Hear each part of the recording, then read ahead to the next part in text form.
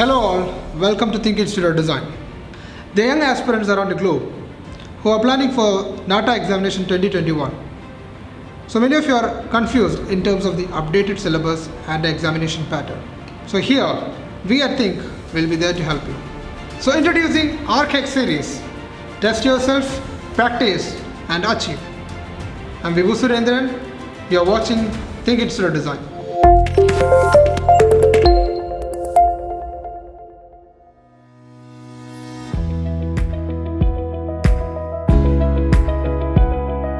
So let's start on with a question. The image given below represents which of the following concepts in gestalts principle of design? Option A, closure. Option B, similarity. Option C, direction. And option D, continuity.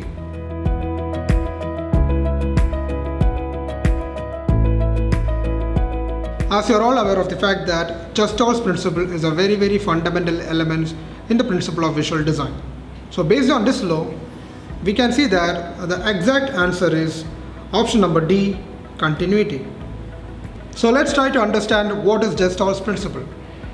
In 1920, a group of German psychologists tried to understand what was the basic principles based on which human beings perceived the nature around them. They laid down their findings in a set of principles, what we call as gestalts principle. The major 7 points which comes under that are figure ground principle, concept of similarity, proximity, common region, continuity, closure and focal point. So I'll try to briefly explain these 7 principles. So I'll start on with the first concept of figure ground.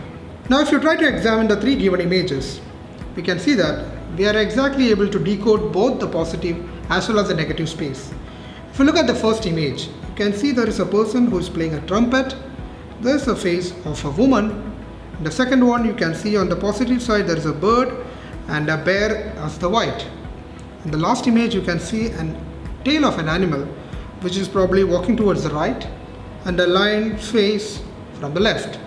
So this is actually the ability of our brain to segregate between positive and negative space individually.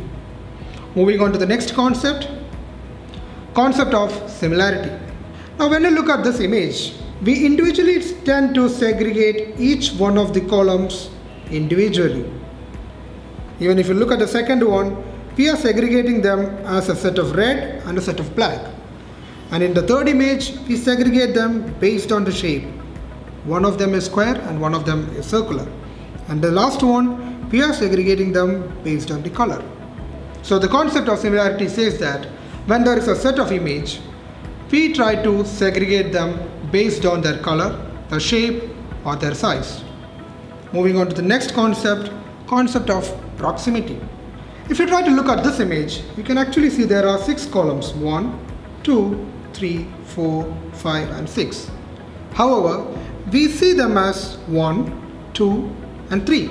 We are not segregating them as 6. As per the concept of similarity, we should have actually segregated black and red and black and red here. But we are seeing them as together, right? So this is the concept of proximity. Even when things of different type or shape or color, when they are kept very close to one another, we consider them as a group. As you can see in this second set, when you look at the entire grid of yellow, we see them as a whole. And in the second image, as soon they are separated into 2 parts, we see them as 2 individual sets. Moving on to the next concept, continuity. The concept of continuity says that our eyes always take the easiest part. So if you look at this image, even though there are 2 lines which is followed by red and black, we will never follow the red continuously or the black line continuously. Instead, we will follow the straight line like this or the curved line like this, right? If you look at the second set of image, we will look at this image like this, 1 and 2, not like this, 1 and 2. This is not the way we are going to look at the image, rather it will be this one. That is what is the concept of continuity. Moving on to the next concept, closure. According to this principle, our brain always tries to identify a holistic image out of the given elements. So even if you look at this football, it is not complete. It is only the black elements which are given. Or even if you look at the spiked ball, there is literally no sphere which is completely drawn. But still we are able to individually figure out it as a ball which has spikes under football. Moving on to the next concept, focal point. We can see that when there is a grid of objects given, our eyes tends to focus onto the things which is different in terms of color, shape or size. Now if you look at these three given images, the first one, our eyes tend to focus on the green dot. The second one, we all focus definitely on the small yellow duck. And the third one, our all visual focus moves to the man which is colored red. So here we can see it is either because of the size difference, either because of the shape difference, or because of the color that our visual focus moves on to a specific content. So let's move on to the next question. Identify any 5 important visual principles present in the given image. Option A, parallelism. Option B, gradation. Option C, order. Option D, datum. Option E, focal point. Option F, distortion. Option G, radiation. Option H, repetition. Option I, transition. And option J, alternation. So here you can see that we are supposed to identify 5 important visual principles. In the last NATA examination also, there were questions of the same type, where you would be shown an image and you have to identify which all visual principles are there inside. Now here, it is not necessary that there will be only 5. There can be more than 5 principles which can be applied for the given image. Now here, this is a preferential type of questions. You have to identify which of the options are the best suitable ones.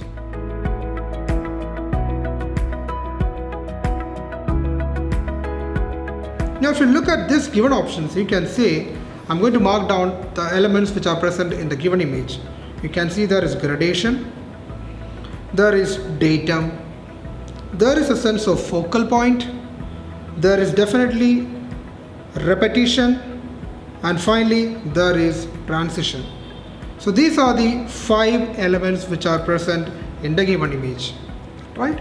Now let's understand what are some of these. As I said, there are many more of visual principles, but here I will be explaining some of them which are very, very important.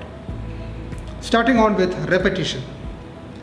Repetition is, as you can see here in the given image, when the same elements which is repeated more than once, we can say it is having a repetition. It need not be necessary that the object should be in the same direction. It can be of different direction, it can be of different size, or even it can be of different alignment. As here you can see, in the first image, there are a lot of pencils, but they are all of the same type, however they are all differently aligned. Now looking at the second image, you can see there is a repetition of the elements, however these elements are getting bigger and bigger as it moves towards this direction. So it is a repetition, the same element is there. And in the third image, you can see that there are the same elements which is repeated alternatingly. Moving on to the next concept, gradation. In the concept of gradation, we create a sense of depth or volume using changes in value, as you can see in this picture. If you look at this painting of a woman, you can see the 3-dimensional changes or the volumes on her fingers and face are very evidently shown using the value variations, which is what we call as gradation. And even in this abstract painting, you can see they're trying to create a sense of volume using value variation. That is basically the concept of gradation. Moving on to the next one, radiation. If you look at these images, you can see that the patterns or the images tend to emerge from a single focus.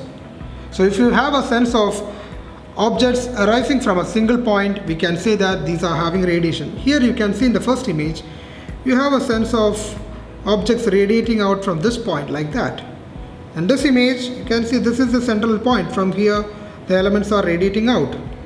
Similarly, in this last image, you can see this is the radiating point from where all the elements are radiating towards the outside.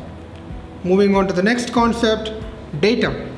Datum can be considered as a line, a shape, or an element in a composition with respect to which other elements can be related.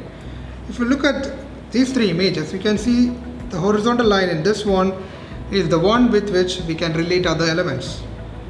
In the second one, there is a vertical line with respect to which we can say how the elements are aligned in terms of how it is horizontally aligned, vertically aligned, or how it is inclined with the datum.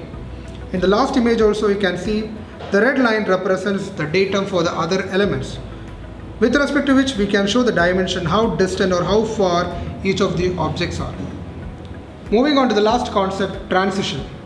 Transition is actually a smooth variation of a graphical element which can be either converging or diverging. If you look at this picture which is given over here, you can see there is a smooth variation for this element which is getting thicker or which is getting diverged towards the bottom. And even in this image you can see as the spiral goes down towards the center, it is getting converged. And in the last image you can see the element is getting converged as it's going up. So these are all typical examples of transition.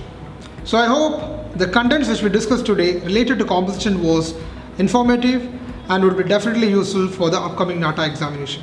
Stay tuned for more upcoming videos. Thank you. Hi, I hope you liked the video. So we THiNC Institute of Design here present the ARCHEX series for your last minute NATA preparations, which includes videos, quizzes and discussions. So how is your exam preparation going? What makes you different is how you prepare for the exam.